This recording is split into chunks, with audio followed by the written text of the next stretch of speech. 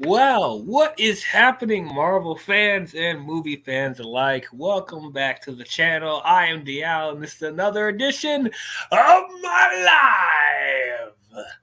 And today we are continuing to talk about the Marvel Cinematic Universe. To those of you who are new, welcome. This is a channel talking about everything in the world of movies and shows and everything in the nerdy geek culture. So if you like what I have to say, you enjoy my content, please don't forget to leave a thumbs up and subscribe to the channel. For those of you, this is your first time here, we have talked about everything in the Marvel Cinematic Universe. We've talked about every installment from the movies and the shows, from Iron Man all the way to Secret Invasion. If you guys haven't seen any of our previous Marvel reviews, check out my channel. I have a playlist called MCU. It can take you to all those reviews. We've covered them all up to this point. But now we are continuing on talking about the most recent show on Disney Plus, Loki Season 2. A And massive joining, improvement, I must say. yes, definite improvement from last time. Yes. But joining with me today, once again, I have Darkness Under the Wind. How's it going, sir? It's going pretty good, man. Just going pretty good. We're happy to be here, talking about Loki season 2. This was definitely a much better season than the last one. Now I didn't think the last season was bad. It's just there was just a little few issues I had with it, but other than that, I still thought it was pretty good. This one was a lot better, and dude, okay. And this Disney Plus show, the finale of this one was amazing. I have to make that clear. The finale of this show was actually amazing. Yeah, we'll talk about it. All right. But but anyway, let's not waste any more time. Let's get into Loki. And as always, we have to remind the viewers out there. I mean, if you haven't read the title of this stream, we'll let you know this is a spoiler-filled discussion. We're going to talk about Loki as if you've already seen it. So if you haven't seen Loki and you don't want to know anything about it, go watch it on Disney Plus and come back and listen to the replay. So you have been warned. The warning's out there. The warning is out there. Oh, we have Strange Marvel Theories. What's up, man? Glad you could be here. Well, But yes. So, I mean, we've talked about this ad nauseum when it comes to the Marvel Cinematic Universe. You know, it's not in the best state right now. It's very shaky. Phase 4 and Phase 5 so far have been very disappointing. I mean, the only two good things in Phase 5, number one, like for me, is like Guardians 3. That's like 10 out of 10 amazing film. And now the person directing all the Guardians films, James Gunn, is now over at DC. So, I mean, and he helped with the MCU in a way, too. So now, because he's going to be going with DC, and now Marvel kind of lost him, who knows what's going to happen next. If they're because I can tell Marvel is kind of trying to get back on their feet, but at the same time, though, it's like they still have had issues even after Guardians 3, because like again, like the last thing that they had releasing after Guardians was Secret Invasion, and we all know how as the show progressed how bad it was getting, and that was the worst show that Marvel has put out. I'm saying it right now. That was absolute garbage. Like, you guys know how I feel about the Marvel shows up to this point. That was almost my breaking point at that point. I'm just like, why did they release it? I'm not going to get to a rant about it now. If you want to hear our rant about it, we have a review stream on that already. You can check out my thoughts on that. But anyway, and then most recently, from the film side of things, we had the Marvels. Right. And I surprisingly liked it. I had a good time with it, actually. And I actually did like Brie Larson in that. And I didn't think I would. But it wasn't a good movie. It's not good. It was very messy. The story was all over the place. The editing was very choppy. The villain was atrocious. So even though I had a good time watching it, a lot of people considered the Marvels to be like the worst film that the MCU has put out. I don't Plus, necessarily agree with. look at it. Look how it's performing right now. Yeah, it's bombing pretty bad right now. Worse than Ant-Man 3. Yeah, yep, and I think they said it was lower than the Flash. I think they did too say that. I think they did say that. Yeah. Yeah, so it's like, man, Marvel is in a really bad state right now. Yeah. So when it came to Loki, I could really care less at this point. With season one, I thought it was all right. I know a lot of people really liked it, and some people consider that to be one of the best Disney shows they put out, which I guess they're not wrong. Well, I mean, Comparing it to part all of that the though, part of the reason why it is kind of said to be the best was because of how it sets up the big bad of this MCU, which is Kang, which they are rumored to get rid of Kang. Which if they get rid of him before Kang Dynasty, that's gonna be fucking stupid. If they just don't, if they just fucking recast, we're not gonna be in this mess right now. Just recast if you're gonna do something, Marvel, please. Yeah, seriously. Like, now I'll admit, as far as Kang's like appearances in the MCU so far, I mean, I did really like him in Quantumania. He was probably one of the only things that was good in Quantumania. But you know, Right. outside of that, I'm I can't really say that like I'm like blown away by him yet, or like I don't really see him as the presence of him being like the big baddie of the MCU now. I think he still needs more time. Um, so Right. it's like, so yeah, I was with you. I of course I've with all the controversy with Jonathan Majors right now, and it's just as far as like the appearances we've seen of Kang so far um hasn't really been like amazing. There's been rumors saying that they possibly will pull the plug on Kang and go in a completely different direction. Um, which I agree with you. It will be a big mistake for them to do that.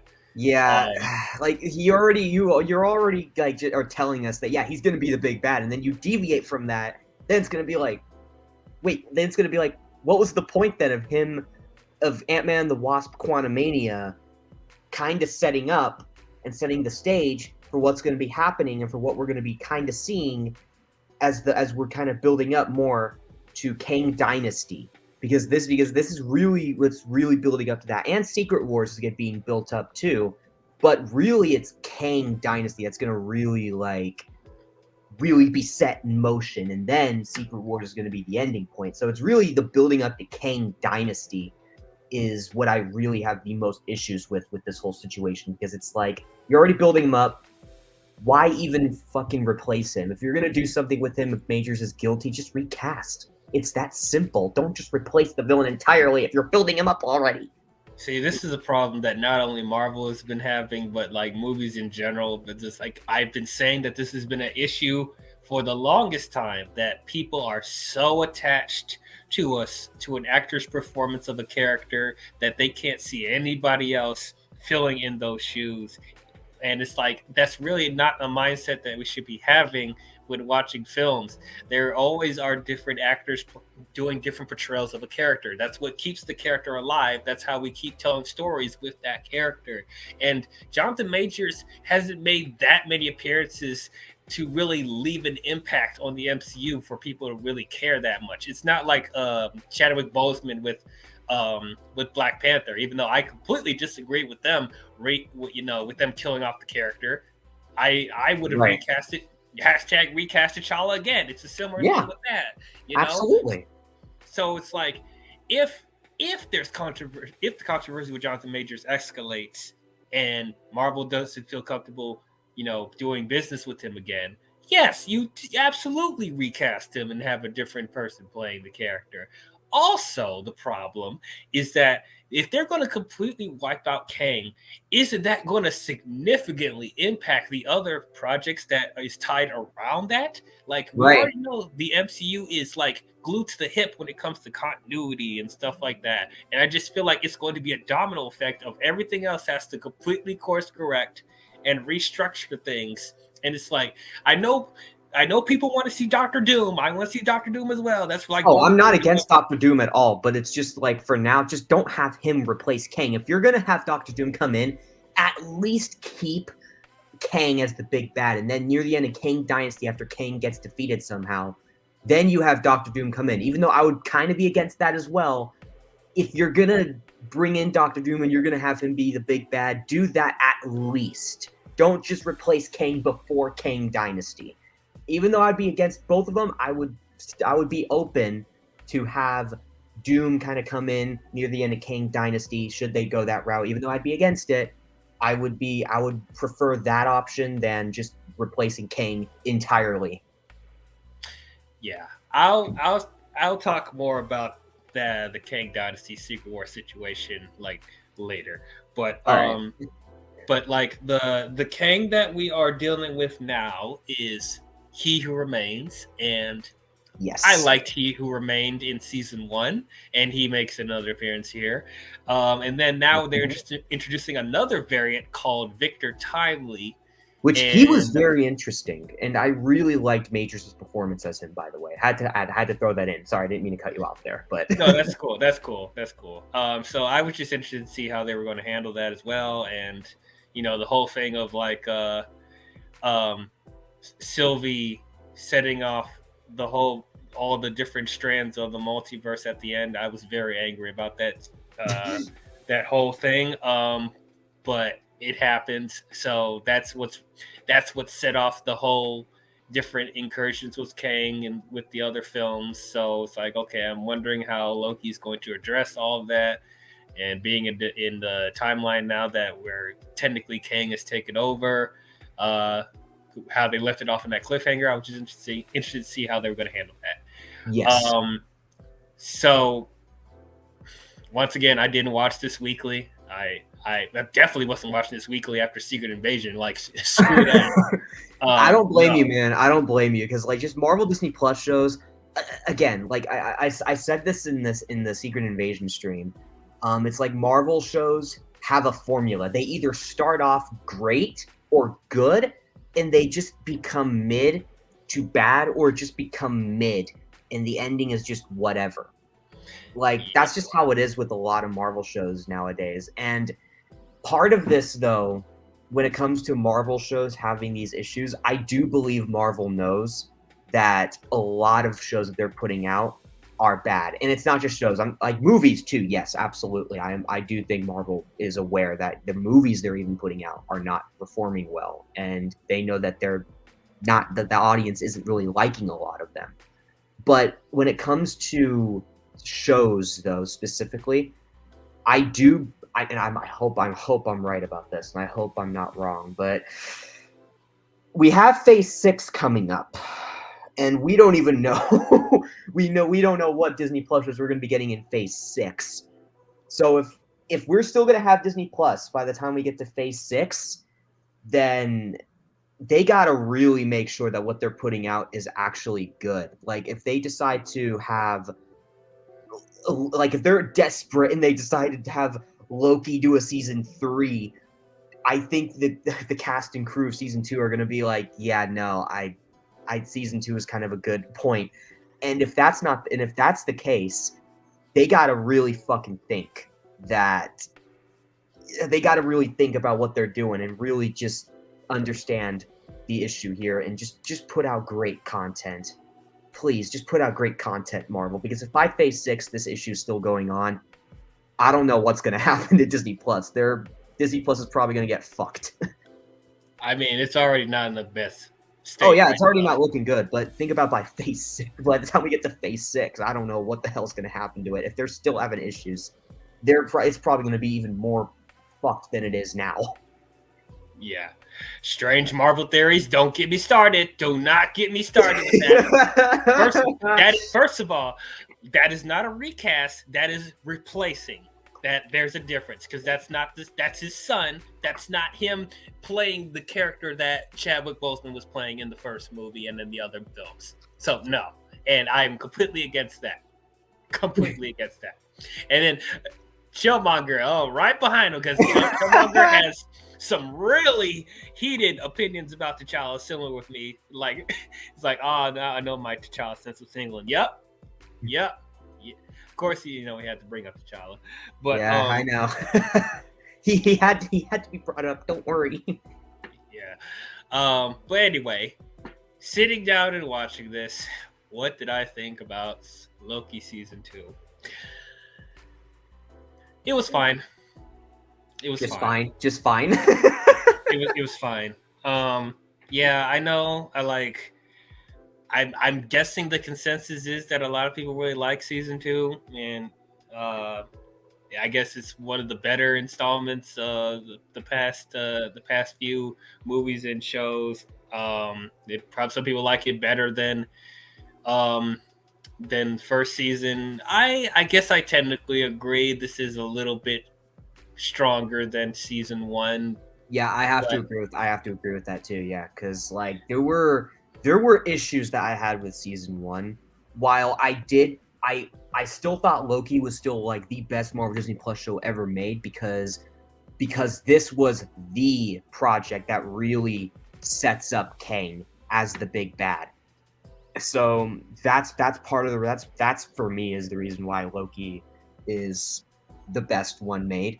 But when it comes to season 2, though, my opinion still has not changed. This is definitely better than the first season. There's one issue I have, just one issue I have with season 2, but other than that, everything else about it, like the final 3 episodes of the show, it gets fucking good, dude. Like it got good for me. I'm like, yo, I want to know what's gonna happen next. And then we get to the finale, and what a way to wrap up that character arc of Loki. Yes. Yeah. One thing I will say about both seasons is they completely changed my perspective on Loki as a character. At first, I was poo-pooing on this show very hard because I was sick of them bringing back Loki over and over and over again. I thought he had such a great but tragic ending in Infinity War, and I thought we should have just left his character there, But them bringing back a different variant of Loki from a different point in time and making a show out of that, I was really mad. I was like, why are we doing this? This is just cash grab at its finest. But like seeing him progress in these shows and him changing as a person, becoming an anti-hero, it was something that I started out saying that I was completely against to I'm actually on board with him more. I'm starting to like him more as a character. And yeah, just seeing his overall journey throughout both seasons, like he may end up being one of my favorite characters in the MCU. I mean, I already loved him when he was a villain, but like, this show gave me something I didn't know I wanted was, seeing him, being a part of the TVA and like his buddy cop thing with Mobius. It's like, it's really, really good stuff. And yeah, it was really enjoyable, especially with again, like what you said with the buddy cop with Mobius, but also the dynamic between the two when they interact and talk with each other. Like that was also like some really good stuff, and the chemistry too between Tom Hiddleston and Owen Wilson was really good stuff. Like, and I said this from the last season too did it very well. This season didn't even it wasn't even like degrading or like just not as good as the last season or anything. No, it was still really good. The chemistry between those two characters and the character Mobius itself and the characters that this show introduces us, the audience, to are characters that a lot of us get behind, mainly Mobius. And Mobius is already being rumored to appear in Deadpool 3, which is not a shocker since that's technically going to be a multiversal film with all sorts of crazy shit going on. And so Right. that's going to be another reason why people are going to be excited to see films, like I said, like like I just said right now, like Deadpool 3. But it's gonna be really interesting to see how Mobius's role, the TVA's role, is gonna play out with what happened in the finale. but yeah, I mean, like with Loki too. Like after with what's been going on with Loki, like after what he did in the finale, who knows where he's gonna take what's gonna happen with him now? Like he's gonna be doing his own thing. But I really do want to see though reunion between him and Thor. Do it, Marvel. You know that's gonna really get people happy. Honestly, like I don't know if this is their plan, but I would have them meet back up in either Kang Dynasty or definitely Secret Wars, but I would do it in Kang Dynasty because I'd say Kang Dynasty too. Yeah. Definitely because they need to actually form some sort of Avengers because there's not really an Avengers right now. So like you'll need as many people as you can get. But yeah, like after seeing this version of Loki, like I'm really interested to see this version of Loki reunite with current Thor, even though I'm not loving current Thor right now. But just I mean, the rumors going around right now are Taika Waititi isn't going to be involved with Thor 5, and the character of Thor is going to go back to the dark, serious tone version of the character that we saw in like Infinity War. Those are the rumors going around right now. But if that's the case, exactly fucking do it, Marvel. Fucking do it. That's exactly what I wanted. This is what I wanted ever since Ragnarok. And I know everyone's like, but Ragnarok was so great. I'm like, oh, no. I agree with you. Ragnarok was not the best. I remember, like, there were just so many dialogue scenes with Thor. I remember, I'm like, why is he sounding like a freaking, like himself? A kid stuck in an adult's body. Yeah, like Chris Hemsworth acting like a child. That's what he was. But anyway, okay, I'm really stuck on Strange Marvel Theories thing. So he said apparently just a Captain. Wait, nope, that's not the right one. Wrong one. Nope. Yes, there was a Captain America Easter egg in the last moments of the Loki finale. I did not catch that. Do you know what? I didn't know that either. What the hell? Strange Marvel, if you can comment, which moment you were talking about on those lasting moments, because I did not catch that. This is a spoiler stream, so go ahead and spoiler it on. But if you want to comment, bring it. But Chillmonger says Owen Wilson acted well, but his character had no arc. If you're just gonna time travel, I mean, okay, yeah, his arc wasn't as defined as Loki's, and I guess he doesn't change that much as a character, but I still thought he was good. I think Loki, I think all the other supporting characters in here are enhanced by Loki. I have to agree with that. Yeah. Like, whenever he's interacting with all the other characters, they bring, good stuff out of them. With the exception, though, I think there's one character in here that I think does really well on his own. I'm sure you know which one I'm about to bring up. Obi. Obi, dude, he was enjoyable in this season. Oh my god. I loved Obi so much. Man, what's the actor's name? I forget his name. Short. Yeah, Keoi Kwan. But yeah, the guy he played Short Round in Indiana Jones. Yep. Man, I am so glad to see a resurgence of his, acting career.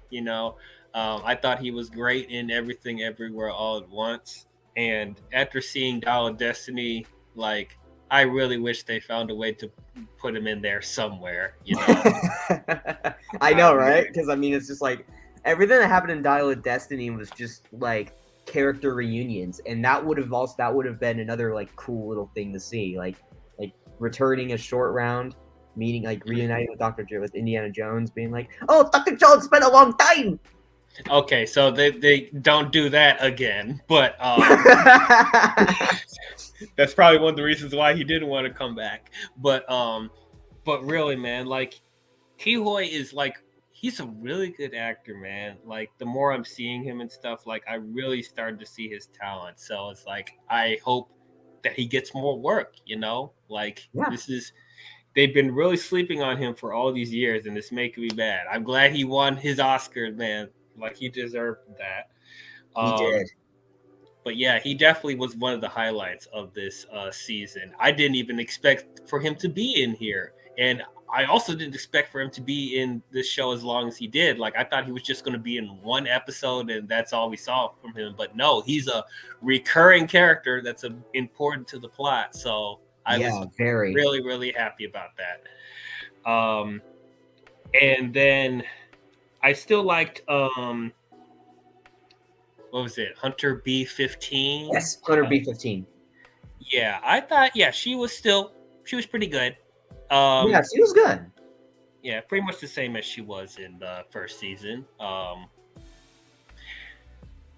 if you want to talk about characters that didn't really change that much as far as character, B-15 pretty much felt the exact same as season 1. It's not bad. She did, yeah. And you're right, it's not bad. But it's like, they're like, characters don't really need to change that. Like, here's the thing, like, if they knew something like about like, oh, certain characters felt like were kind of obnoxious, then yeah, I would really hope that the studio would listen and change it. But no, like, to your point, Hunter B-15 was not bad. She was good. I didn't have any problems with her, nor any other character for that matter. Well, there's a couple that I don't like. All right. You can tell me. We'll get to them in a second. Strange Marvel Theory says, so recall when Loki was grabbing all the time branches and connected them as he sat on that throne, and it formed what looked like the World Tree. Remember back to the first Captain America film. The World Tree. The World Tree. I'm trying to remember the World Tree. I'm trying to remember that too. What the hell? The carving of the World Tree with the snake carving wrapped around the carving of the cube.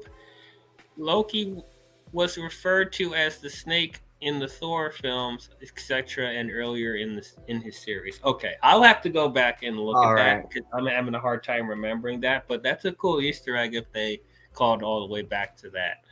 Yeah, that is cool. That would actually be cool if that is, well, even though it's coming from him, I do believe him. But if people really do come out and say, oh yeah, that is true, then that would be fucking cool. That would be dope, dude. I'd be like, holy shit, really? Mm-hmm. Okay, so there are like 2, maybe 3 characters in this that I didn't care for at all. Still, I still don't like Sylvie. I had a feeling that was going to be one of the characters you didn't like. Yeah, I don't like her at all. Like, I tried. Now I don't have any problem with Sophia Di Martino. I think she does a really good performance, but she is so stuck. She's such a stubborn character in this. She was a stubborn character in the last season, but like I just couldn't get over her just blindly killing He Who Remains and causing all this nonsense to happen. And it feels like in this season she still hasn't learned her lesson. Maybe she slightly understands the other people's perspectives a little bit, but she's still all about herself. And it's like I just didn't like her motivations. And it's like it gets to a point where it's like when Loki is warning her, like, if you do this, all of existence will be destroyed. You will have no place to go to. And she's still like, and I know I'm going to do what I want. And no, you can't tell me what to do. I'm like, bitch, are you listening? Like, come on. Like, all the multiverses are at stake. You are not safe. No one is safe. And it's like, God, I can't, she really frustrated me. She really did. And plus, like, okay, this is the only issue I have with season 2. Remember back in episode 3 when she randomly popped up and they're calling. They're like Loki gets contact. Be like, hey, we're picking up a threat right by your location. Where? 15 feet from you. And then it's her like just out of nowhere coming in without even knowing, like, no explanation why she's there. Not just pretty randomly convenient there. Yeah, popping up out of nowhere. Like, what the fuck? Like, wait, how do you know about what's going on if you're just gonna pop out of nowhere, no explanation, and that was the only issue I had. But other than that, whatever. It was still good. Yeah, it's just like, and then it's just like, there will be times where, like, once again, going back to her motivations not being consistent, it's like there will be times where she doesn't care about what happens with the TVA and like the variants of Kang, but then all of a sudden she wants to kill variants of Kang now and be involved. I'm like, I thought you didn't care. Why are you here? Like, okay, all right. And she just thinks just killing all the Kangs is going to make, killing all these variants of Kang and whatever is going to make everything, go back to normal, when that's not the case at all. If you, okay, well, we'll talk about the other thing later. But yeah, I didn't care for her. And then Ravonna, no. Renslayer. Okay, yeah, Red Slayer, whatever her name is. I love Google and Batra. I think she's great, but I can't stand her. I really can't. Really? I can't. Like, she's being an obstacle for no reason.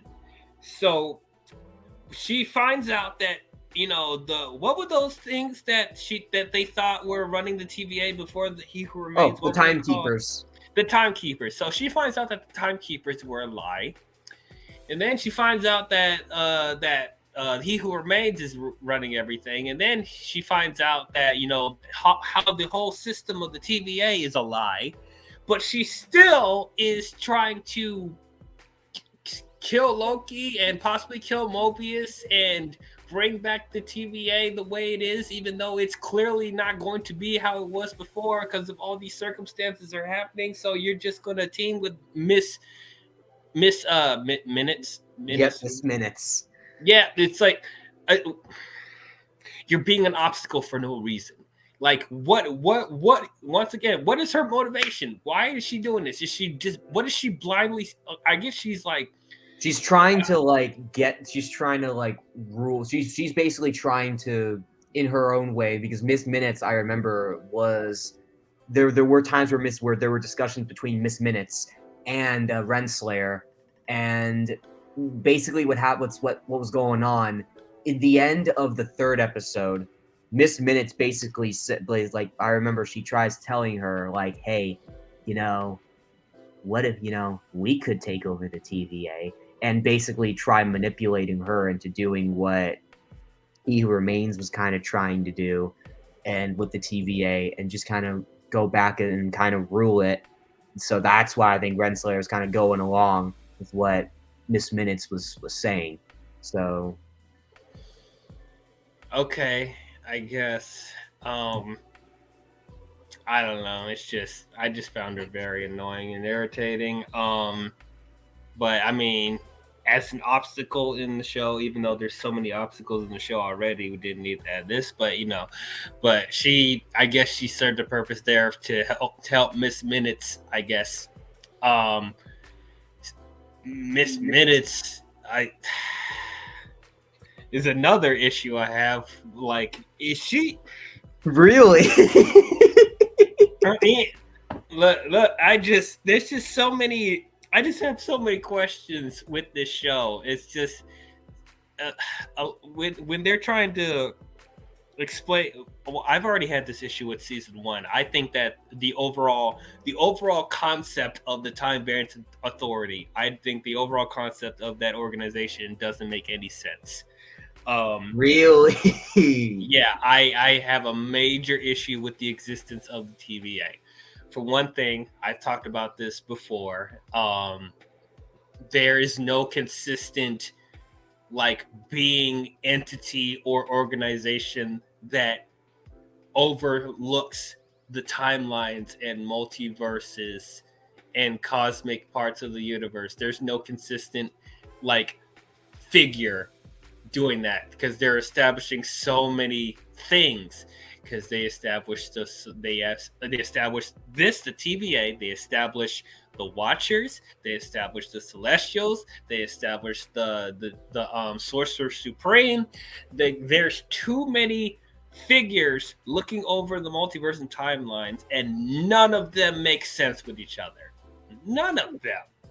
And then the overall thing of how does the TVA dictate what is supposed to happen in timelines and what doesn't? Because one of the biggest issues I have is the Avengers were messing with time to stop Thanos, and they just let that happen. Well, I mean, and part of like the part of the issues I had with Endgame was how they did the time traveling shit, because it's like the whole timeline got all fucked up.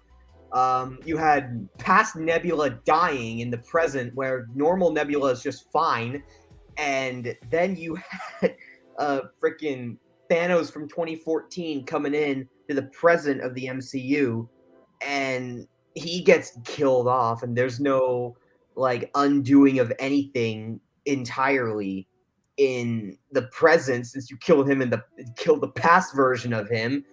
So I mean, it's like there were so many issues that I had with that, where it's just like they could have fixed it and they would have been like, no, what you did was like really messing with the timeline, especially with how past versions of characters died, but in the present they're still alive. Like the way how they handled that was just weird. I would never understand that in Endgame, but even though I really liked Endgame, that was one of the biggest issues that I had. Yeah.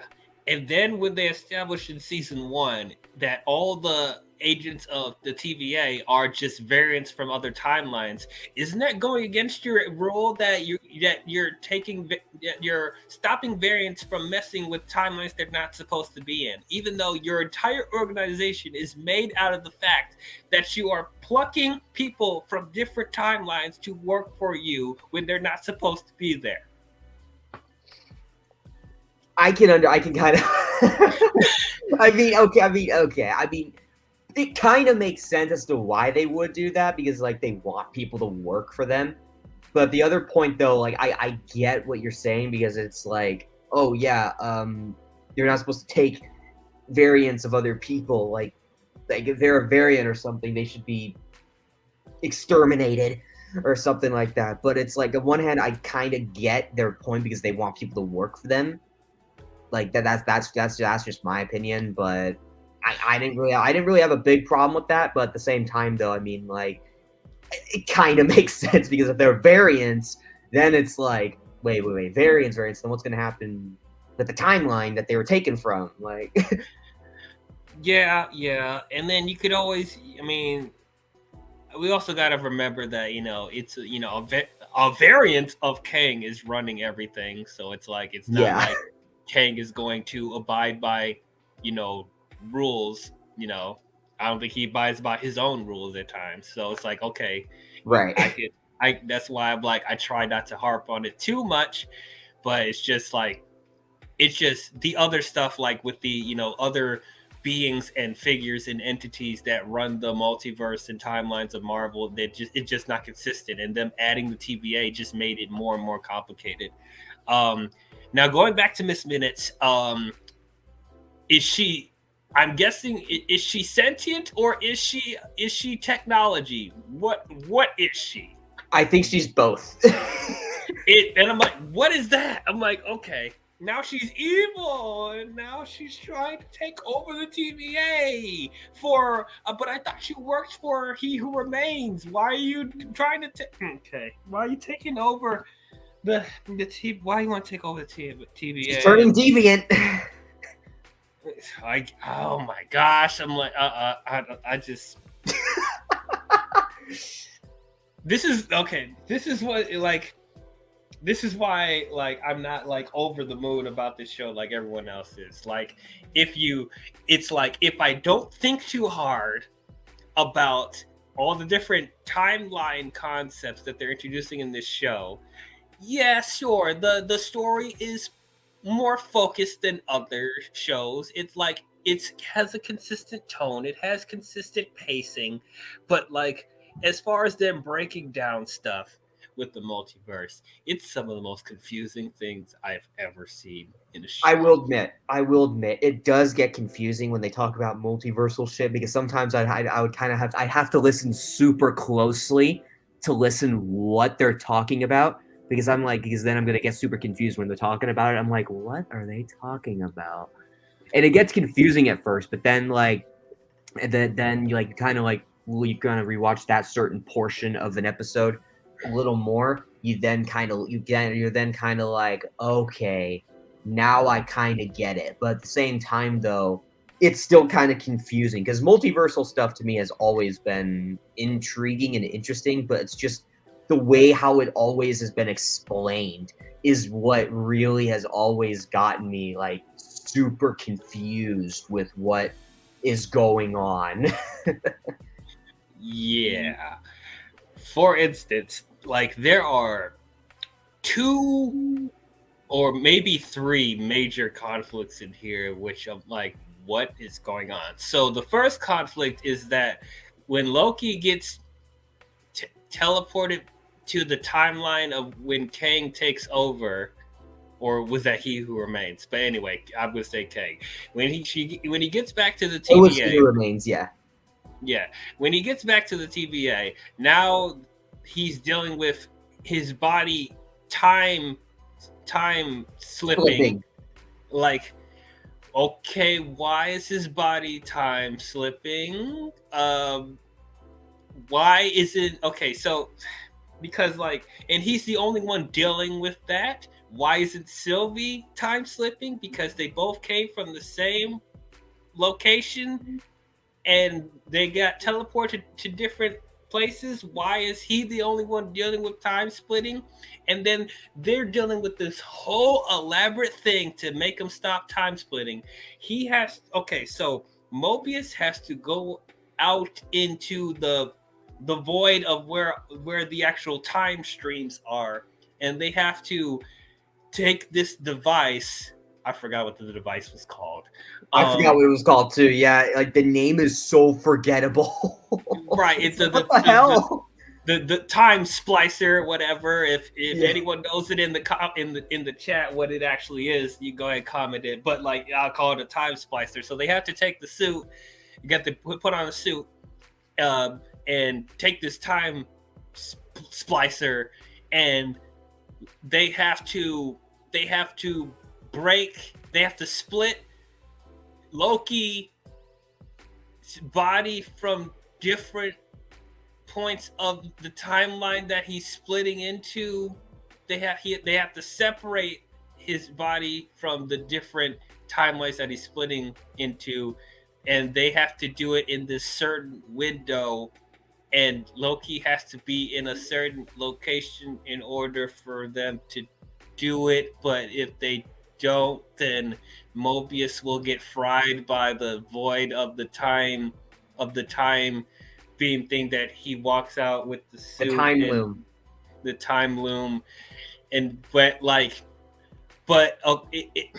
it's confusing because later on in the show, because remember that moment where Loki disappeared right when Sylvia was opening the door and say, "Oh, there you are," but it turns out that it wasn't it like him going back to present time, multiverse time. It wasn't because Mobius was doing the thing outside. It was that he used that stick thing that the TVA uses to prune stick.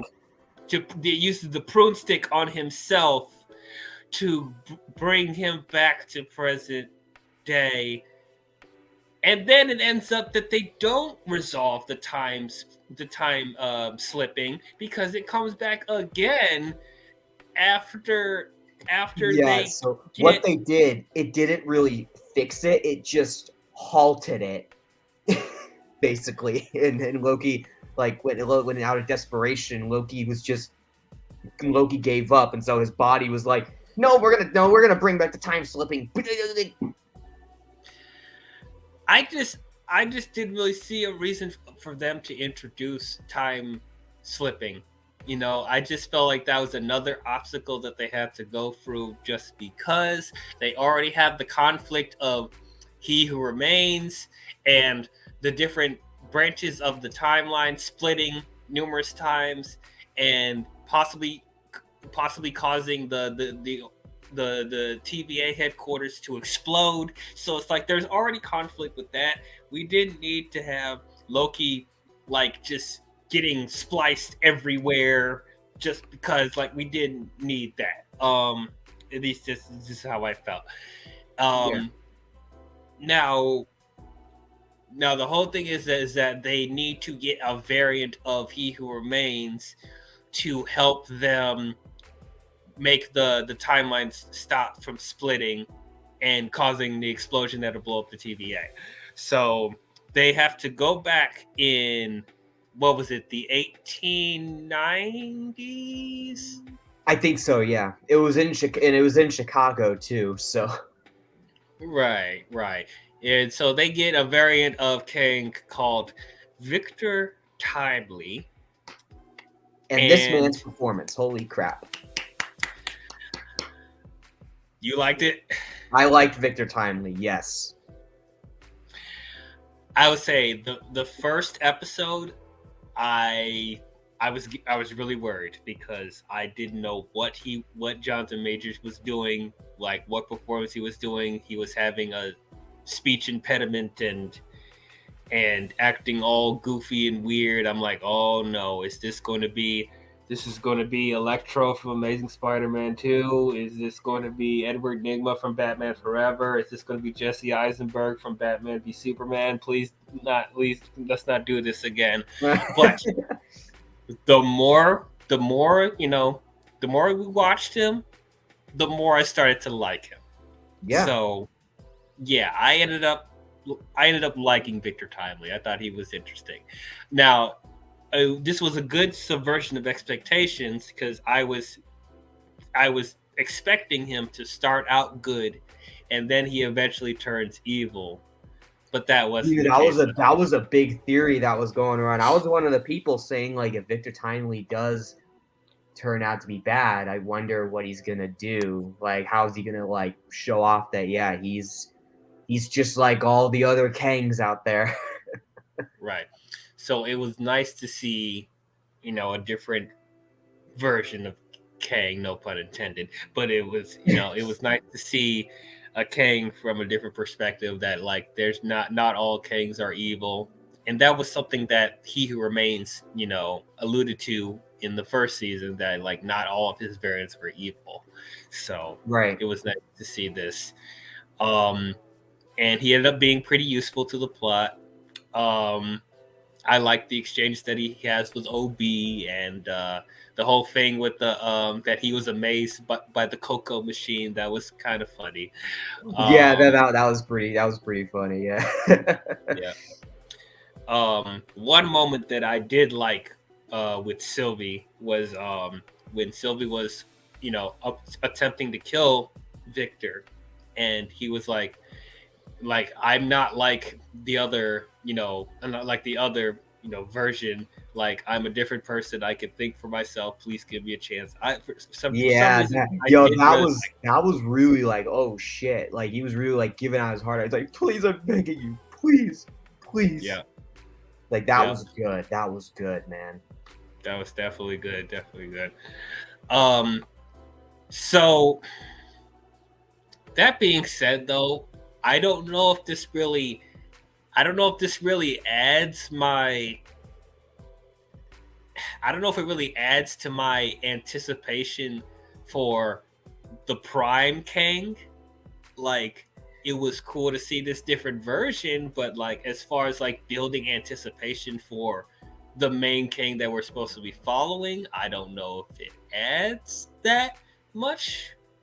But who knows? I mean, who knows? The main Kang, there were a lot of theories going around that saying, maybe Victor Timely is the real Kang, but obviously he's not now. We all know it now that the show's over.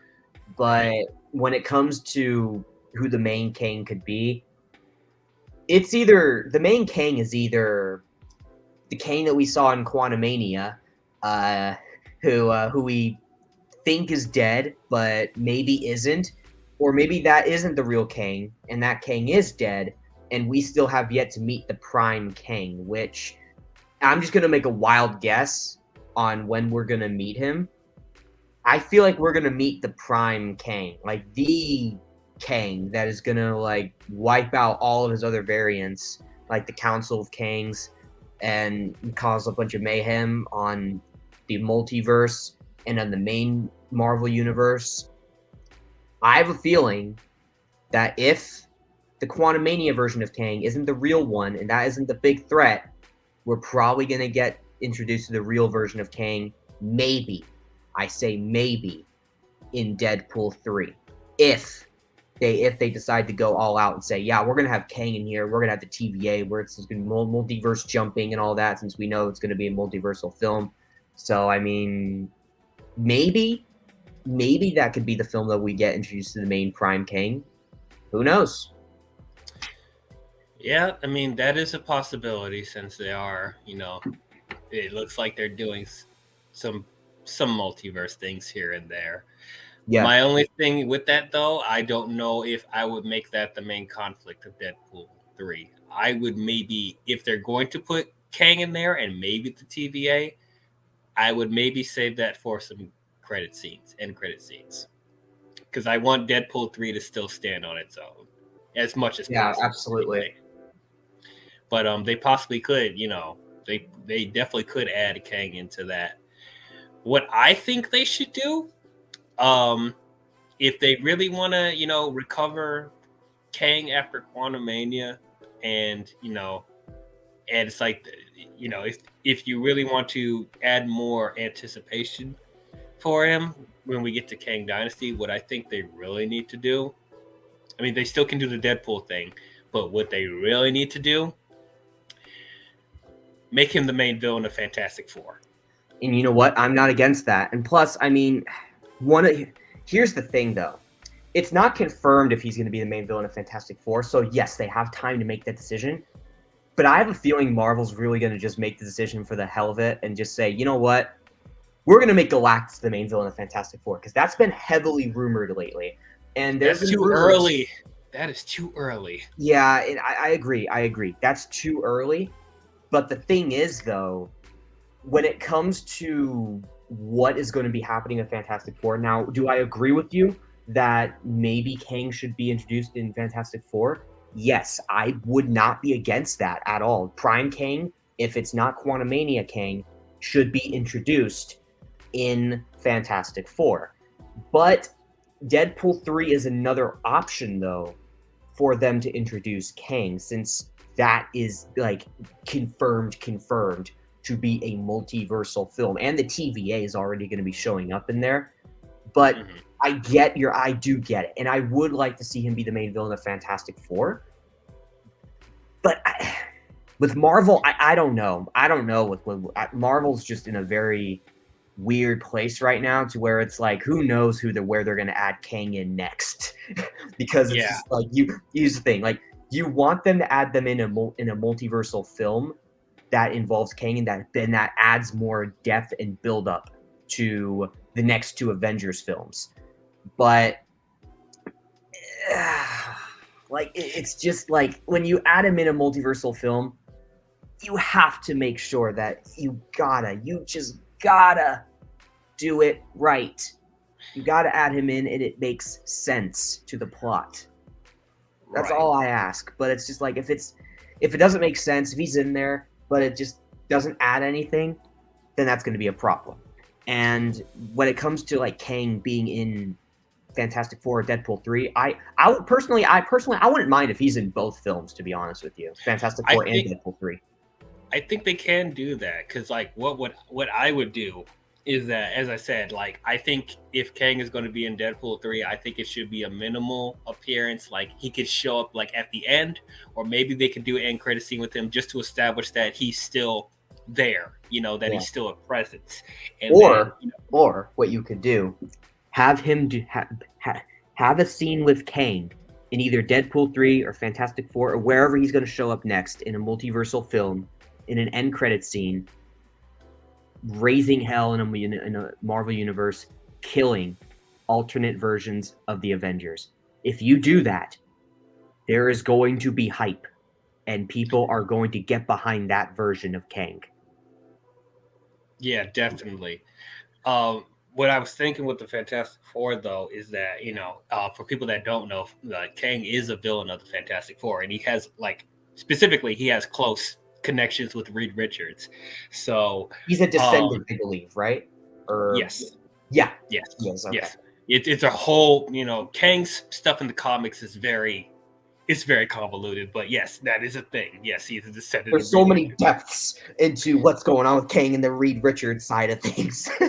Definitely. So it's like, I think that would be a perfect opportunity to help reintroduce Kang in that, because he was really, I did really like him in Quantumania, but I thought that was a mistake to put him in that film, because he gets bodied by Ant-Man. I love Ant-Man, but let's be real, Ant-Man is not on the level of Kang physically, intelligent wise, power wise. Like that made him look like a jobber. So it's like, to help reintroduce Kang, like what I've thought about what I would do with a Fantastic Four film. We're not going to do the origin story, obviously. We'll have some flashbacks here and there, but what I think they should do, and this also could help address the fact of where was the Fantastic Four all this time. It should be a space movie. It should be like the Fantastic Four got stuck in a wormhole or something, traveling in space. They're lost in space and they're trying to get back home, and then how they, we remember in the end of Quantumania that Kang got sucked into like this void or whatever. What if that was him getting transported into some sort of version of the negative zone? And then maybe not only could we have Kang in there, but he's also aligning himself with Annihilus. That would be fucking dope. That would be fucking dope. Fantastic Four versus Kang and Annihilus, and like they're building like this army, whatever. It could be anything they want there, but like make this a pretty much a space opera with Fantastic Four, and show Kang more of a physical and more of a physical, the threatening presence, and it's like show him picking more of a fight than what he did in Quantumania, and then. I know eventually they have to show that, Kang getting defeated by the Fantastic Four, but don't make it a full, be like the Fantastic Four, won the Battle of Kang, but they did not win the war with him. Make it don't make it like a super clear defeat of Kang, being like, okay, they caught him off guard, but next time he'll come back stronger and smarter. And that's right. That way. And then I do like your idea of showing a scene of possibly seeing Kang killing all the other variants of the Avengers in different multiverses. That would also build a lot of hype. By the time we get the Kang Dynasty, then we see how legit Kang is as a threat, and then doing whatever, hopefully, because I don't know if you saw the announcement that the writer of, or I think the creator of Loki and the writer of Multiverse of Madness is now writing Kang Dynasty. Yep, I saw that. And I'm on board with that. Yeah, I guess I'm good with it. I'm good with it. I did really like Multiverse of Madness, and I didn't really like it either, but Michael Waldron. I said I did like it. I said I did like. You did like. Yes, yeah, I did really like it. Now, it just give me a little bit of pause because even though I really enjoyed it, the writing was a bit messy. So I'm just hoping. And then Loki, like I said, both seasons are fine, but I have some problems with the writing too. There's some confusing things. So it's like the only reason I would be okay with it is because that he already has some previous experiences dealing with Kang variants and multiversal concepts, so maybe he'll help bring some things in Kang Dynasty that's hopefully consistent, but that's my only thing about it. But Right. I'm hoping he'll do good. Yeah. But I hope he does do good too, because I mean, hey, honestly, he's a better choice than Jeff Loveness was. Let's be fair. oh yeah, anything Yeah. better than Yeah, that. like come on, like Michael Waldron, I think like is good because like here, like look, even though I liked the first season of Loki, there were some problems I had with it, and like a lot more problems I had with that than I did with season two. Like I only had one issue with season two. Like other than that though, other than that though, I thought season two was great and better than the first season. So I am kind of glad that they brought on Michael Waldron for this because Michael, again, with like you said, Michael Waldron has experience with multiversal films and multiversal projects like Multiverse of Madness and these Loki seasons 1 and 2. So it kind of makes sense for him to be added in there, and he can. I think he could. Michael Waldron, I think, knows that this is like a big chance, once in a lifetime opportunity to direct something as big as Avengers: The Kang Dynasty, because I'm just gonna come out and say right now, Kang Dynasty has to be a fucking hit. If it's not, it has to. It's definitely Secret Wars. I'm not worried. I'm not that worried about Secret Wars. Here's why. People are gonna watch it either way, regardless of whether Secret Wars is bad or not, because there's gonna be a shitload of cameos in that. There's shit's gonna go crazy in that. So I'm not worried. I'm not that worried about Secret Wars. I think it's gonna do fine, even if it's just the cameos that save it. Kang Dynasty though has to do good. It has to. Yeah. If that's not a 10 out of 10, then this is really going to show us that Marvel has lost its oomph, to say the least. I can't think of the other word for some reason, so I apologize. But yeah, it's going to show us that Marvel just kind of lost its oomph, and this is really going to show us that Marvel's lost its oomph if Kang Dynasty is worse than Age of Ultron. You got to put in some effort to be worse than Age of Ultron. Like, yeah, but it all goes back to can they make Kang work? Can they bring Kang back from the sloppy start? You know, so yeah. It's like I think they still can. Because like as I said, you know, if the Kang we saw in Quantumania was in a different movie, it will be a lot better. Like if they saved him for Fantastic Four at least, or something like that. Or if they had Fantastic Four kick off Phase 5 and not Ant-Man 3. That would have been great too. But yeah, I'm just though I will say the Council of Kangs though, that was probably the one thing that was very weird. Like when I saw that credit scene, I was like, wow, this is kind of I know a lot of people really didn't like. I actually really liked that post-credit scene because it really showed the Council of Kangs, and it showed that, oh yes, we need to have them united. We need to unite our kind and talk to them, and discuss about what has happened. Like that was cool. I mean, I'm not against the Council of Kangs, like the Avengers versus a whole bunch of Kangs, if that's actually the plan to do that. But like I'm not against them, but it's just like if they're going to come back in Kang Dynasty, they have to show them a little bit more menacing than that, Yeah. That was just very odd. But I have faith, man. I really think they need to stick with the plan. They need to get focused. I'm not expecting them to bring Kang back in Fantastic Four. They're probably going to do something completely different. I just want Fantastic Four to be good, first of all. Like Fantastic Four needs to... That has to be good. Deadpool 3 has to be good, which it most likely will. Kang Dynasty is probably the Marvel film I'm worried about the most because of all these things going on right now with the MCU and what's going on behind the scenes with Jonathan Majors. And even if Jonathan Majors is found guilty, just fucking recast Marvel. But not only that, Yes. the Kang Dynasty, the story that they tell, Michael Waldron needs to do a good job on telling a story with Kang Dynasty. He has to. Because if Kang Dynasty is bad, then yeah, Marvel has really lost its oomph. And Right. it's really gonna tell a lot more people that yeah, Marvel's not the same as they were in the Infinity Saga. Yeah. And I do think, I mean, you might be right that, you know, people are going to see Secret Wars no matter what because of, you know, the possible cameos in that. But I feel like that will even, I think that, you know, the poor performance of Kang Dynasty will somewhat affect the anticipation for Secret Wars. If, you know, there's some quality that is not that great. And also, this is isn't he also writing Secret Wars too?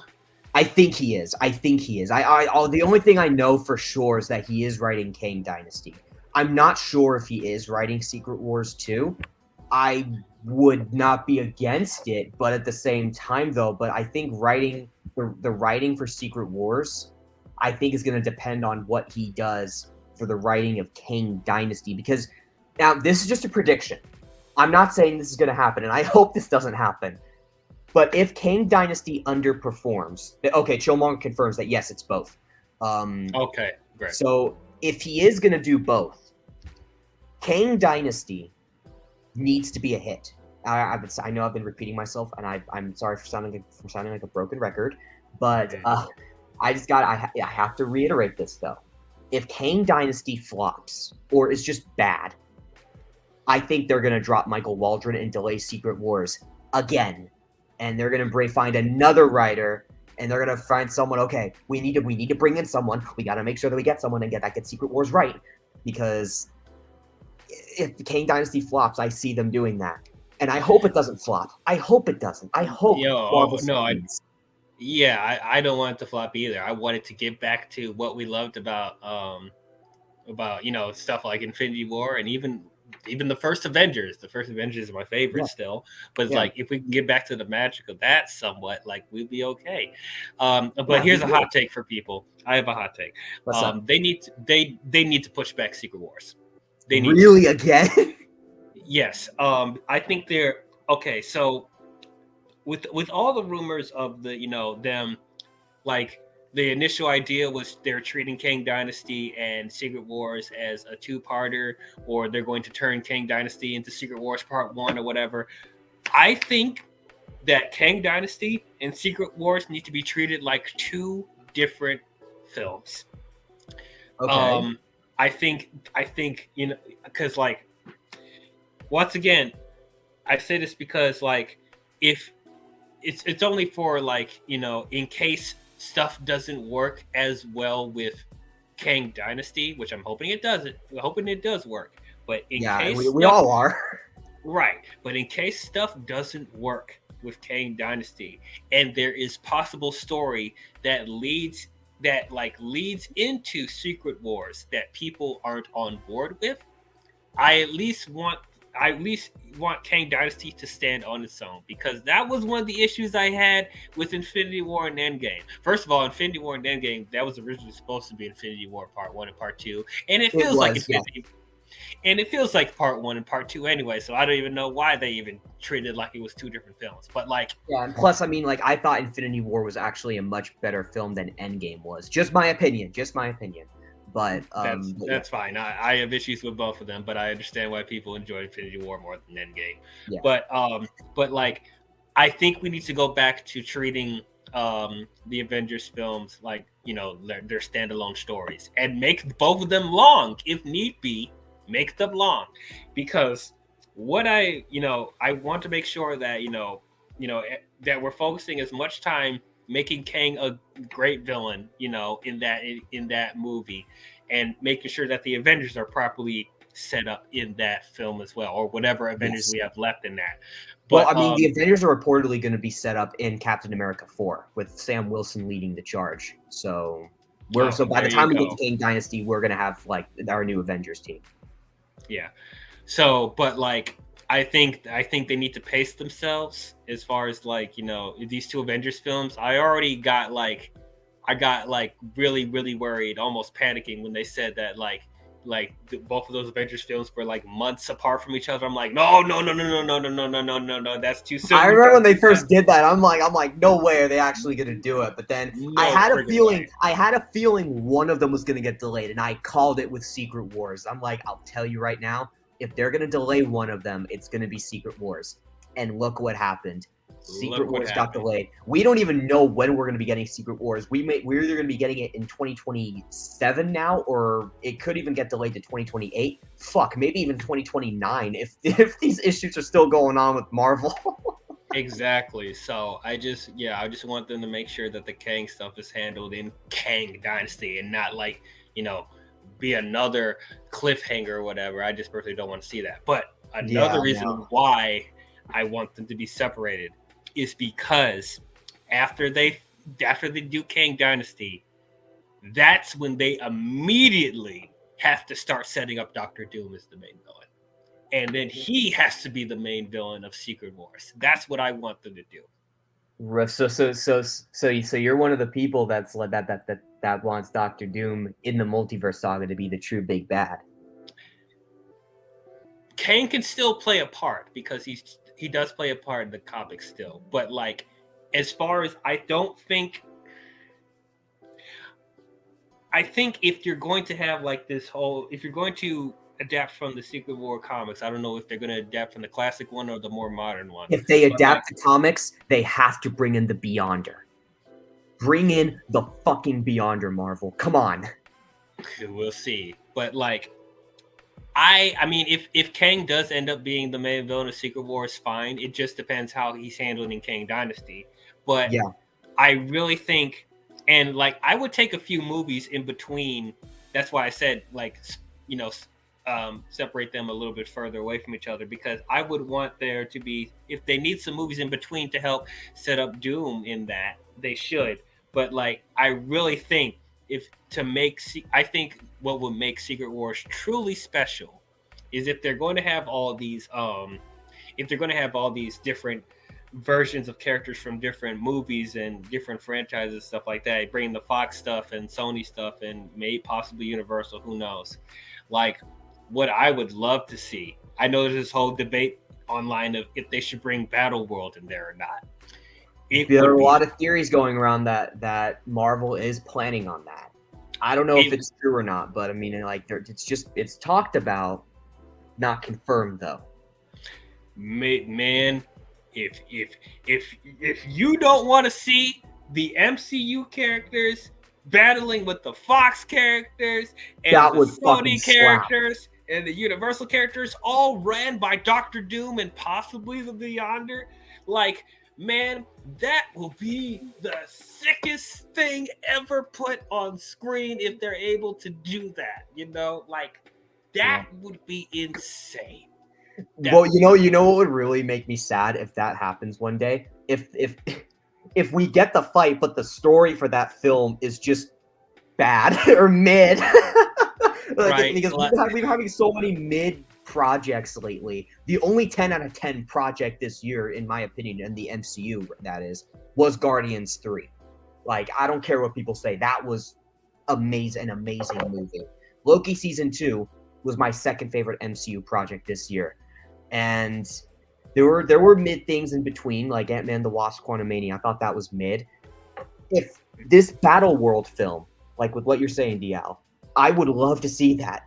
My only concern is if the writers that they bring in on it don't do a good job and they drop the ball when writing it, but Marvel's like, okay, we're still going to release it, and the story, the writing is bad, but the only thing good is the fight scene, which will probably save the movie, but it would probably still affect Marvel. Right, that's the only thing. Like, even though this would be like a fan's wet dream to see all these characters fighting against each other in Battle World, you do got to make a story around it. And it has to be good. It can't be mid. It has to be really good.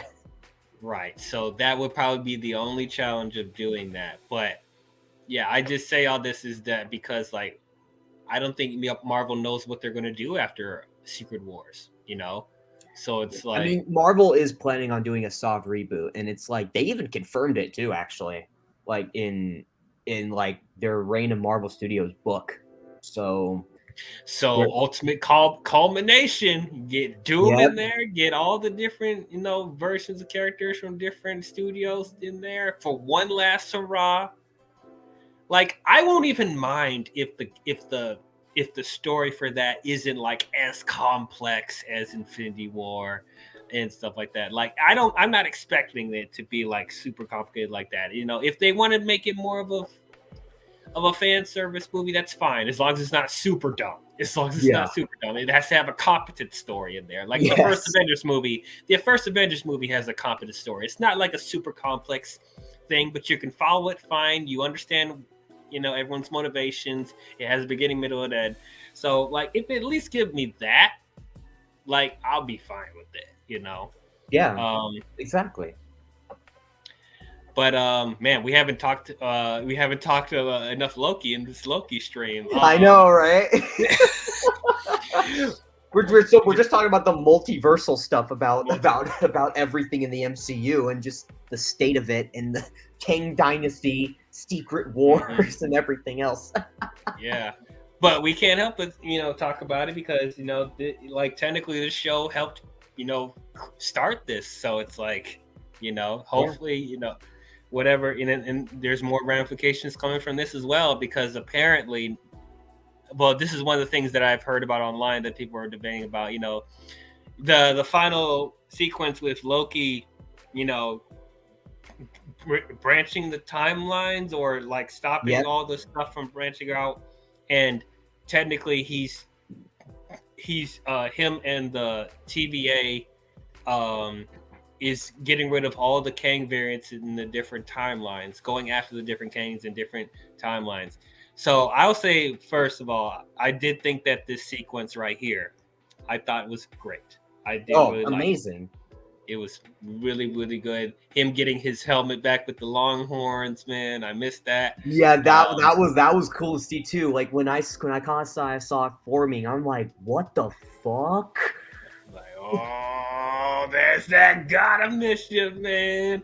But yeah, like, and then him sitting on his throne and stuff like that, like that was really epic. I'm not gonna lie, that was great. That was cool. And what you said about the whole like TVA is like kind of searching for Kang. I don't know if you're gonna get to this part yet, but that one part of them talking about the heroes in the Earth 616 already took care of this one Kang variant, and they put the picture down and they show freaking Kang that we see in Quantumania fighting Ant-Man and everyone down there in the quantum realm. So that was really cool. Yeah, that was good. So I guess I'll ask you this, because there's been some debate going online, is that if they did decide to move on from Kang, they thought this was a decent enough way of addressing all the Kangs in the different timelines, like his story could end here. How do you feel about that? Okay, first thing is first, I'll say this. When it comes down to what they're doing with, finding Kang, stopping him from branching out and all that, sure, I'm not against that.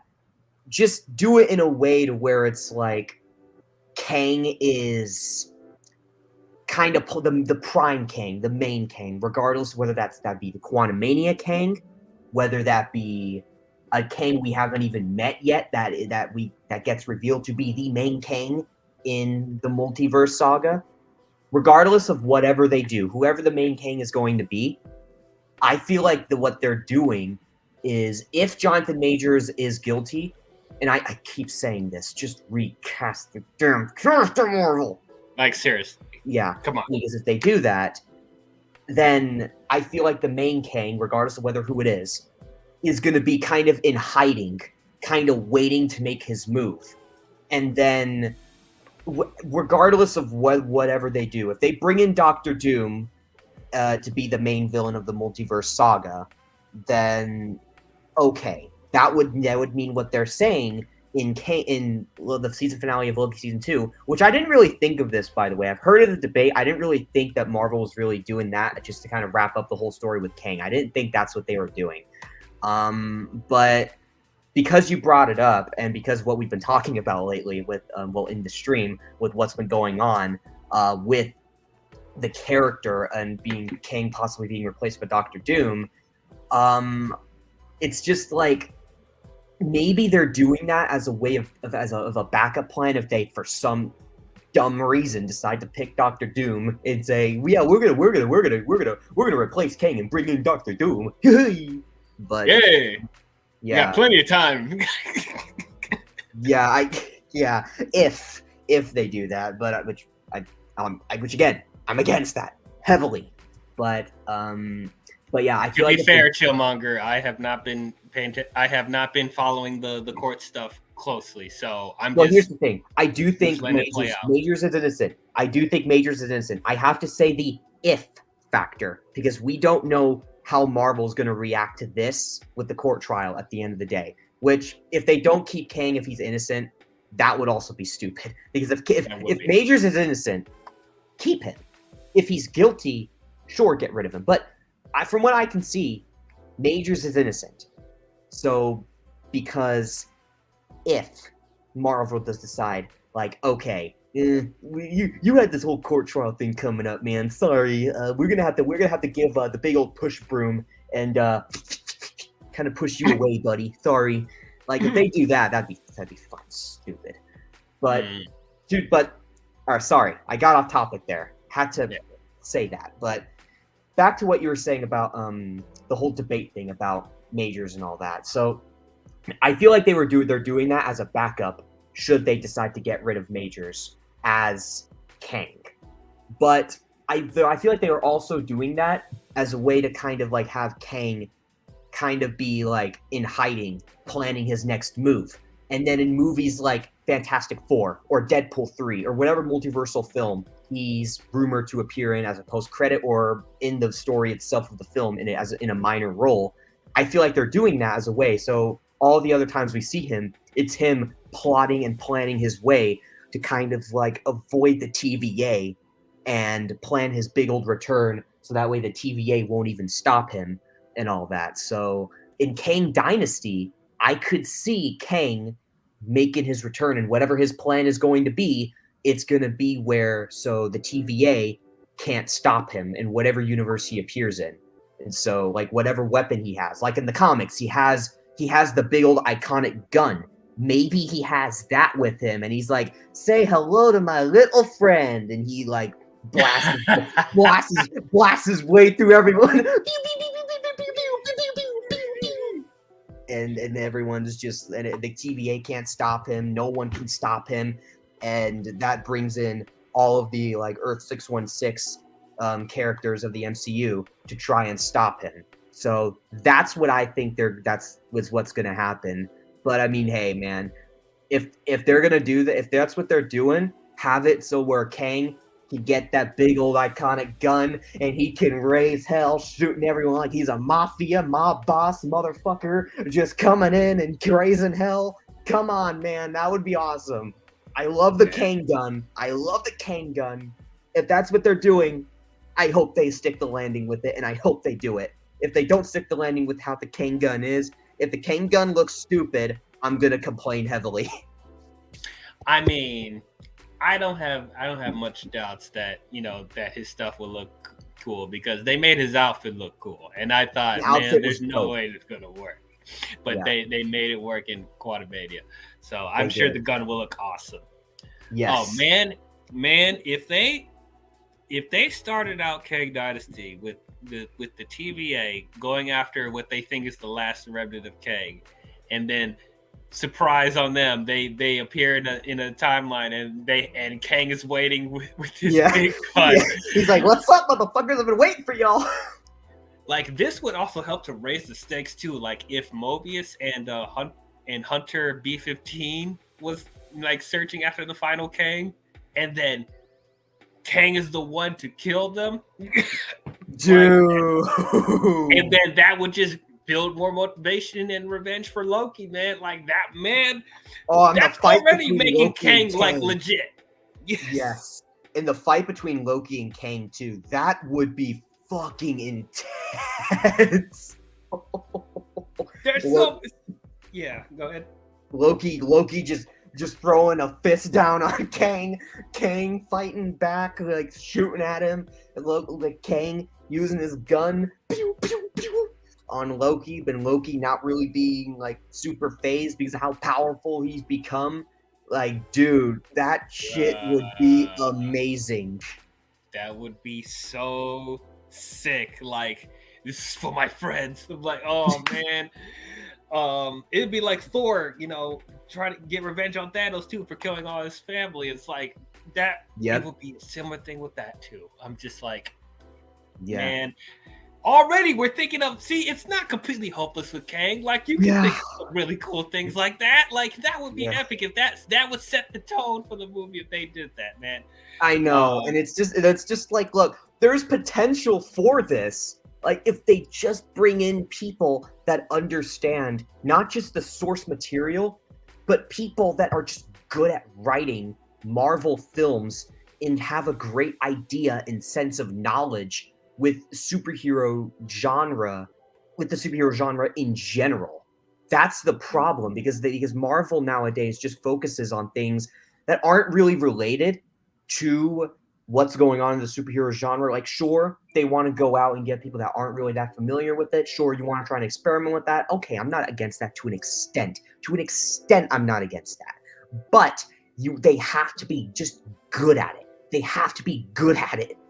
That's the issue that Marvel has. It's just like, bring in people that understand what you're doing. Then you're going to be golden. Like, back in, like, okay, for example, I know a lot of people use this as an example. The Infinity Saga. There were so many amazing projects that I really loved that was due to the directors and the writers they brought in. Like, if we can go back to that, we're going to be golden.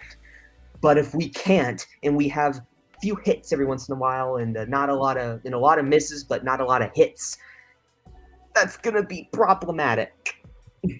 Yeah. Couple other things I wanted to mention before we start closing things out. There was this one thing where when they were trying to streamline the timelines, and they were setting Victor Timely out there to take that machine that they were building to outside to get rid of all the timeline streams. And he gets killed numerous times, and then Loki having to repeat that cycle over and over and over again. And then there was this one part where he learned science over a century. Yeah, that was crazy. That was crazy. I'm like, I mean, I guess that's kind of clever, but at the same time, I thought that was really silly. So you repeated this cycle for centuries to learn the science to do that. Yeah. Only for it not to work.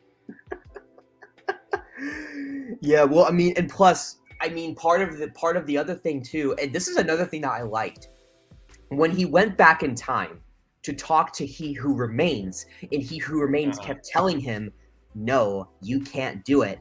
It has a self-destruct button on it, and it will do it no matter what you try to do.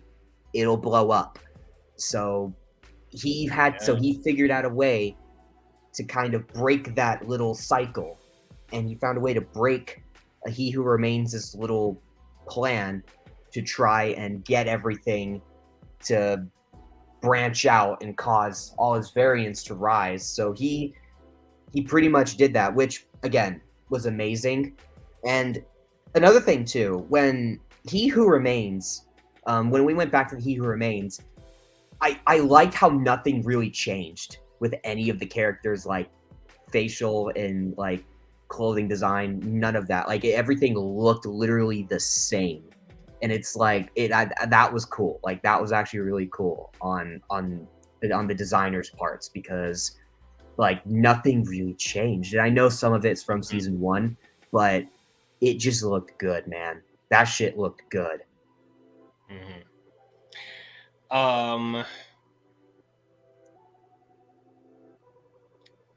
Let's see what else. Didn't think Sylvie would want to work at McDonald's, but yeah, her work at McDonald's. I'm like, Disney, how come you want McDonald's to be you want to, okay, sure, you want to sponsor them, but it's like, what? Like you why would she work at a McDonald's? I'm like, part of it makes sense as to why she would, because I mean she never really experienced a lot of like happiness before, and when she went in there she saw a lot of happiness, and so I kind of understood what they were doing, but it's like you couldn't pick maybe something else.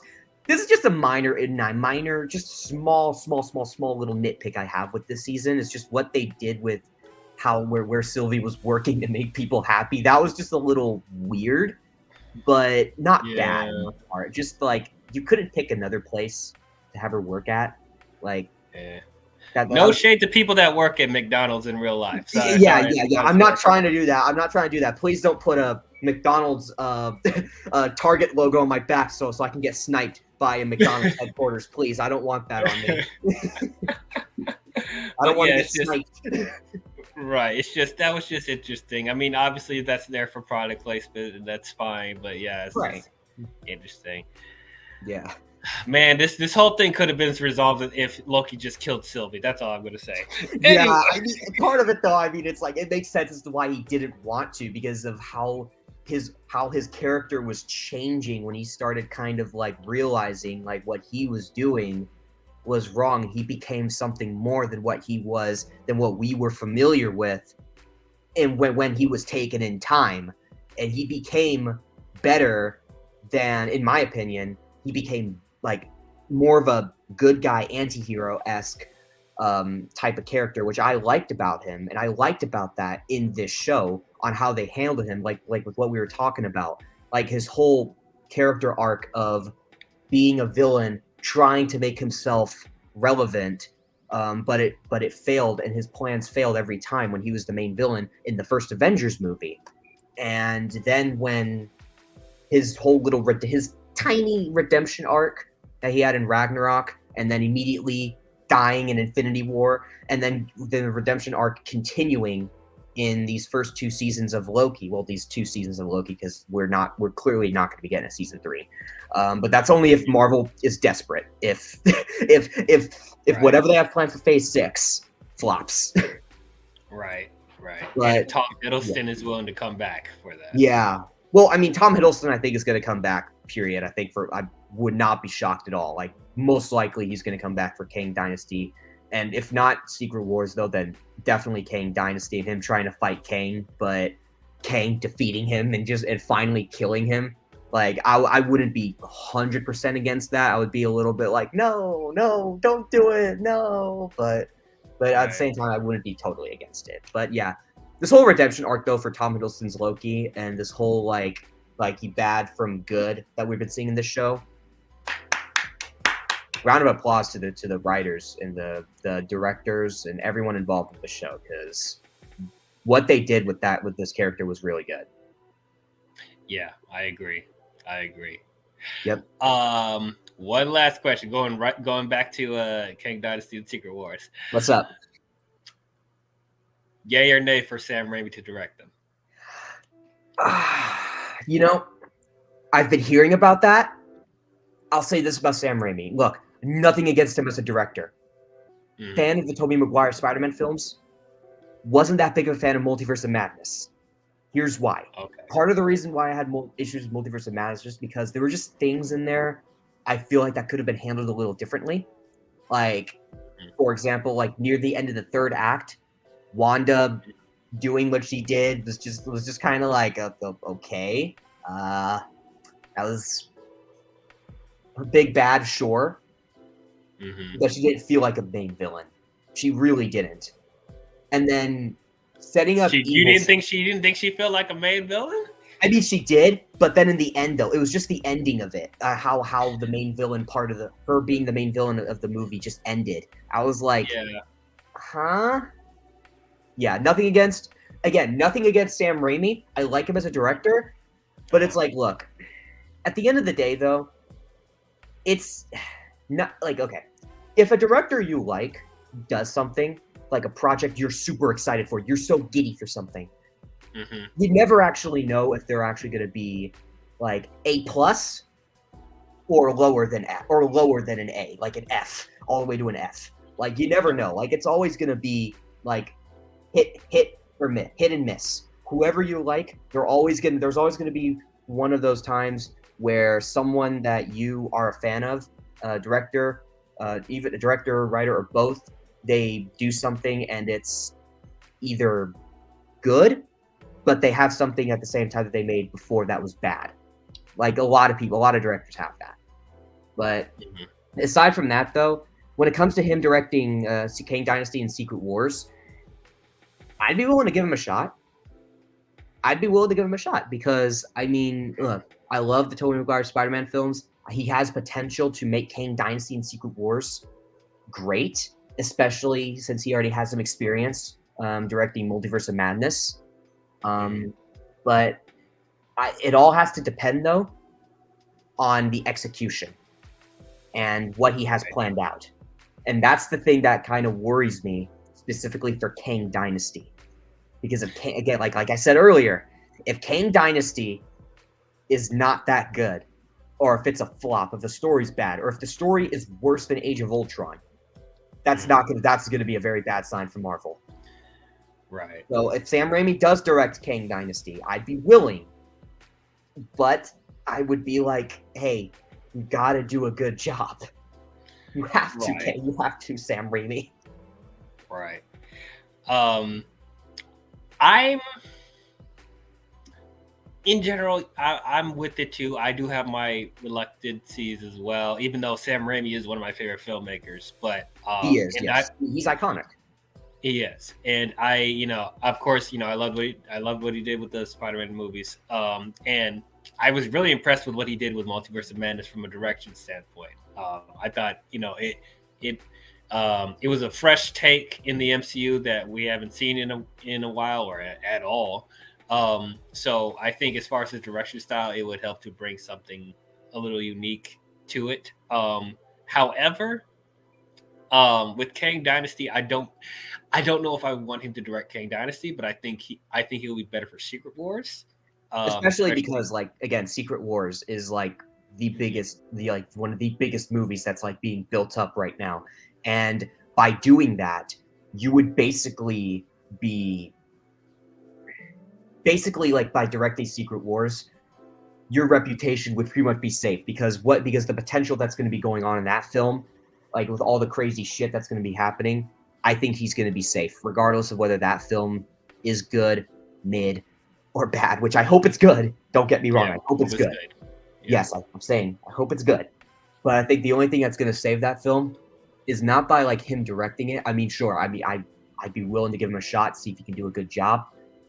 But the final fight, kind of like with what we got with Endgame, 10 times like the level of beating Endgame. Like, dude, that would be crazy. And I think that would be probably the best thing that we're going to be getting in Secret Wars, if the story, that isn't up to par with that scene. Right. I really wish the director of Shang-Chi sticked around to do Kang Dynasty, because I thought that was perfect. Dude, I know. When I heard he left, a part of me was like, oh no, who are they going to pick? Exactly. If they pick Jeff Loveness as director, I'm fucking dipping. Wait, what did he direct again? Jeff Loveness was involved with. I think Jeff Loveness was just a writer. I think he was just a writer for Kang Dynasty, but. No. Yeah, no. if they picked Jeff Loveness to direct Kang Dynasty, I would be like, no, like immediately.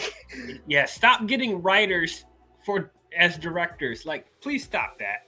Yeah, yeah, I know. It's like, bro, you keep doing that, it's gonna cause a chain reaction of some sorts. And look at DC right now. DC's trying to get their shit together right now, and they're gonna potentially beat Marvel if what they have coming out is 10 out of 10. Like Superman, if Superman Legacy is amazing, then Marvel's gonna have a lot to worry about if what they're doing by 2025 is not up to par with that, and if it's not up to par with the Batman Part 2. Yeah, man, how the tables have turned. Yeah. Now it's DC, baby. Yes, what I love to see. Anyway, I think it is time to close things out. Overall, I thought this show was fine. Yeah, you thought it was fine. Yeah, like, you know, it wasn't bad. It definitely was an improvement from Secret Invasion. Very, very. Yeah, and I do like. The best thing about this show is Loki's progression as a character, and you know, I do like Mobius and Hunter B-15. But once again, I don't know if this is a show that I will revisit numerous times. I can understand that. I can understand that because it's like this was like one of those shows. Even though I really liked this second season and thought it was far better than the first, I'm still one of those people that's like, it's not really worth revisiting. Like the final episode to me is kind of worth rewatching, just to kind of like see like what else kind of happened that were kind of Easter eggs, like what Strange Marvel Theories was talking about, like the whole freaking Easter egg with Captain America 1. It's kind of worth rewatching for that, and it's kind of just worth rewatching as to kind of like think on like, oh man, like what's gonna happen next with this character and what's gonna happen with the MCU in its entirety. Like what else are they gonna be doing? Like the build up for Kang Dynasty and Secret Wars. Like I wonder what else we're gonna be getting in regards to Loki being involved, Kang, and what he's planning out on when he does make his inevitable move in Kang Dynasty to take out the entire multiverse. And hey, Marvel, have him have the big fucking gun, Marvel. Have him have the big gun. Big fucking gun, man. Have him have the big gun. Yes. Oh, you know what? I forgot there's one other thing before I give my grade. So the very when what was Gugu Mbatra's character again? The Hunter Keller, whatever her name is. Renslayer or Hunter B-15 or Renslayer. I'm sorry, Renslayer, whatever her name is. When she got teleported to that whatever that wasteland, whatever. Yes. And there was that pyramid thing. Eliath was waiting. Yeah, and then something was glowing purple. Is that Kang stuff, or do you think that's something else? I think that was Eliath. If I were to be completely honest. Eliath? Okay. I have no idea what that is. I remember it's from the first season. Remember that big walrus thing in the sky that was coming down? Okay. Yeah, that's him. Yeah. I know that was him for a fact. Okay. And I do think we're never going to see Renslayer again. I think she died. Okay, fair enough. Okay, I forgot about that too, so that makes sense. Yeah, it's all good. Yeah, there are things from the first season I kind of forgot a little bit about too, so don't worry. Okay, but yeah, the performances were good. The production value. I think this is what I don't know if I've said this before, but I think this is one of the best looking shows that Marvel has put out. It has its own distinct style, and I think that's pretty cool. The effects were pretty good. The score I actually liked a lot. The intro score, dude. Oh, yeah, that was good. That's very, very good, very good. But yeah, it just was keeping it from being great. It's just how confusing the writing is. It's just really, really confusing to me. There's a lot of inconsistencies. There's some the shows still have a padding issue. Like there's just some plot points that go on for a little too long that easily could have been resolved. But I'm not mad at this. I'm just in the middle on it. So Yeah, that's understandable. Yeah, I feel like I'll go back and watch Miss Marvel or What If again. I'm excited for What If season 2. What If season 2 looks really interesting, especially with that What If Infinity War episode. The What If Infinity War episode, I'm like, oh yes, Yeah, yes. can't wait to see that. I cannot wait to see that. But yeah, overall, I'll be looking back at Loki, being like, "You're competent enough." So, I will give Loki season 2. I'll give it a C plus. All right. There you go. All right. All right. What is your final thoughts and grades for you? All right. For me, I would give Loki season 2. I'd give it a 9 out of 10. I'd give it a 9 out of 10 for this episode. So yeah, I would say yeah, it's A plus. I couldn't read what that said. I'm so sorry. Oh, I'm sorry. So that is a 9, and that's A minus, and then grade. Okay. Yeah. Gotcha. All right. So yeah, I'd give this a 9 out of 10. The only reason why I give this a 9 out of 10 is just because, like I said, in the third episode, no, not because of Victor Timely, he was great, but just because, like, in the last minute, it felt Sylvie kind of got shoehorned in last minute in that one episode, and it was like, oh, I'm gonna kill you. It's like no explanation on why she was there, on how she knew about Loki and Mobius even finding the Victor Timely variant of Kang. Like, there was no explanation for that. There was nothing that just explained how she knew about it. She didn't even know about it beforehand. So I mean, that was just something I really did not like. But other than that, though, again, nothing but just so much greatness in this season, man. Really loved it. Can't wait to see the build up that we're going to be getting next. When it comes to Deadpool 3, Fantastic Four, and everything else that we're going to be getting before Kang Dynasty. And hey, man, all the stuff coming out in the middle of Kang Dynasty and Secret Wars, I'm very interested in seeing what we're going to be getting. Hopefully, one of those two that we're going to be getting before Kang Dynasty, well, before Secret Wars, actually, is Doctor Strange 3. I hope we get Doctor Strange 3. Now, I definitely want Raimi to come back for that. All right. I mean, hey, I wouldn't be against Raimi coming back, but all I ask is that, hey, for part 3, some improvements may be needed. yes. Like, you get a better writer. Yes. But yeah, I am looking forward to Doctor Strange 3 whenever that comes out. Yep. Who knows? Maybe it may even call Time Runs Out. We'll see. But that is our thoughts on Loki season 2. Tell us, what did you guys think about it? Did you guys love it? Did you guys hate it? Did you guys think it was okay? Was this better than season 1? Was this worse than season 1? Was this on the same level as season 1?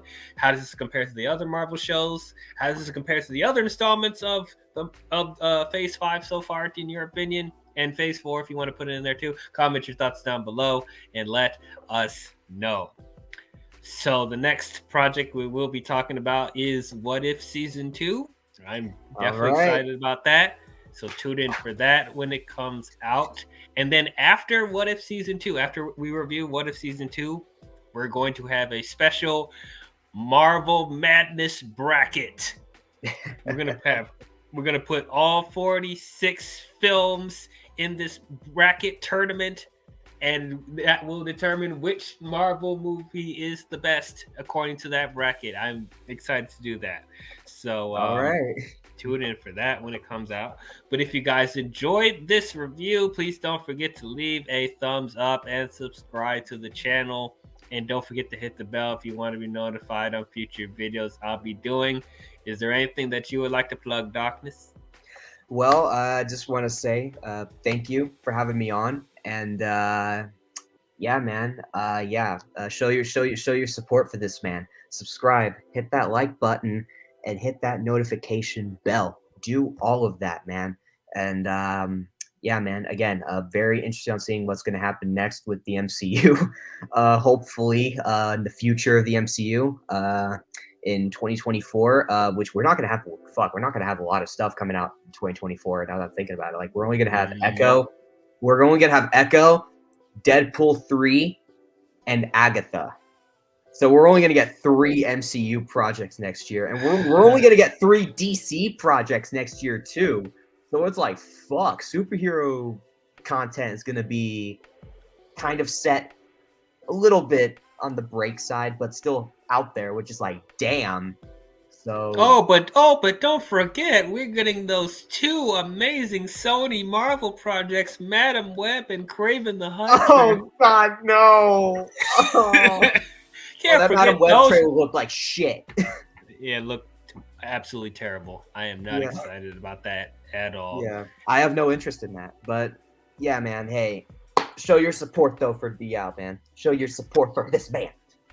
Appreciate it. But that's all we have for you, Marvel fans, and we will see you guys next time. Talk to you guys later, because we are burdened with glorious purpose. Good.